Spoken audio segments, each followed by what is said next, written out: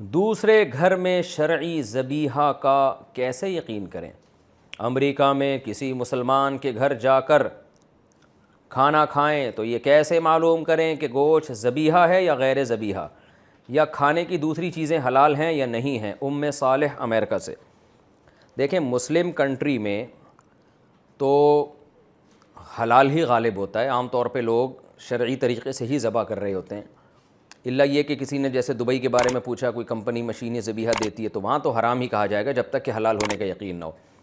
لیکن نارملی مسلم کنٹری میں تو اکثر حلال گوشت ہی بک رہا ہوتا ہے، تو وہاں جب کسی مسلم کنٹری میں آپ کسی مسلمان کے گھر میں کھائیں گے تو پھر تفتیش کی ضرورت نہیں ہے کہ حلال ہے کہ حرام، ظاہر ہے حلال ہی ہے۔ میزبان کو غصہ بھی آ جائے گا کہ ہم یہاں کیا معاذ اللہ حرام کھلانے کے لیے بیٹھے ہوئے۔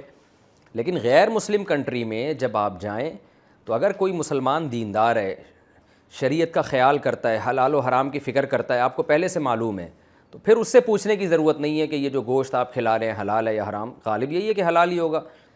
لیکن اگر لبرل قسم کا مسلمان ہے، آپ کو پتہ ہے یہ زیادہ احتیاط نہیں کرتے اور کنٹری بھی غیر مسلم ہے، تو پھر آپ پر لازم ہے کہ آپ پوچھیں کہ محترم آپ نے یہ گوشت کہاں سے خریدا ہے، جس کمپنی سے خریدا ہے اس کے بارے میں آپ کو اطمینان ہے کہ وہ شرعی طریقے سے پراپر ذبح کرتے ہیں، اللہ کا نام لیتے ہیں؟ اگر وہ کہتا ہے ہاں جی مسلم ہے اور کہتا ہے کہ جی ہاں اللہ کا نام لیا جاتا ہے، ہم نے جہاں سے خریدا ہے، اور آپ کو لگتا ہے کہ سچ بول رہا ہے، بظاہر سچ ہی بول رہا ہوگا انشاءاللہ، تو پھر کھا لیں، اور اگر وہ صحیح جواب نہیں دے پاتا ہے تو پھر وہ گوشت آپ نہ کھائیں۔ والدین ناراض ہو جائیں تو کیا کریں؟ اگر والدین ناراض ہو جائیں تو کیا کرنا چاہیے؟ امداد اللہ اعوان سعودی عرب سے۔ منانا چاہیے بھائی، والدین ناراض ہو جائیں۔ یہ بات جب والدین ہوتے ہیں تو ان کے بارے میں تو اولاد کی سمجھ میں نہیں آ رہی ہوتی، ان کو منانے کی فکر نہیں کر رہی ہوتی اولاد کے، ناراض ہو گئے تو ہماری مرضی سے تھوڑی ہوئے، اپنی مرضی سے ہوئے، اس طرح کی۔ لیکن جہاں شادی ہوتی ہے اور بیوی ناراض ہو جائے تو 2 دن میں عقل ٹھکانے آ جاتی ہے، پھر کسی سے مسئلہ بھی نہیں پوچھتے، جا کے بس منانے کی فکر میں لگے رہتے ہیں۔ تو جہاں انسان کا مفاد ہوتا ہے وہاں مناتا ہے، جہاں مفاد نہیں ہوتا وہاں نہیں مناتا۔ تو خوب سمجھ لیں دنیا میں سب سے بڑا جرم والدین کو ناراض کرنا ہے۔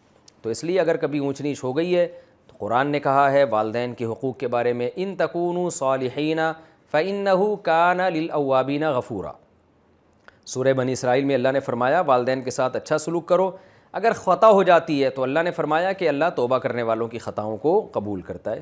تو ناراض ہو جائیں تو منا لیں میرے بھائی، اس سے آپ کو بہت دنیا اور آخرت میں انشاءاللہ برکتیں حاصل ہوں گی۔